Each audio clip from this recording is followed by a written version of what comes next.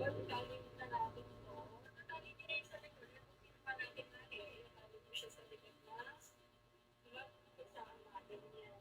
And then tulog pa rin yun, hindi pa natin sa tabi sa intention. Hindi siya parang siya maluwag, yung sa kakalo.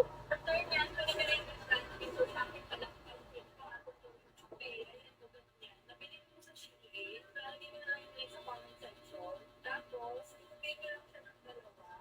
Parang pag-iing na po yung tsura mo. And then, natali ko na siya.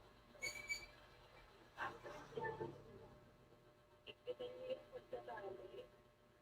Dapat kung tinali ka na sa itin na sa ilalim.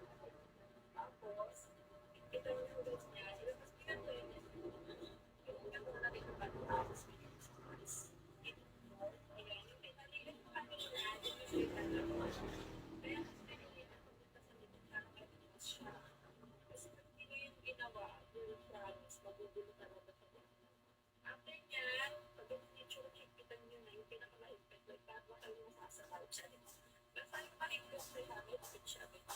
Tingnan nyo talaga, para hindi siya gumalaw. Hindi naman siya masakit kung mag-alala. Tapos pag yung chikitan nyo na siya, double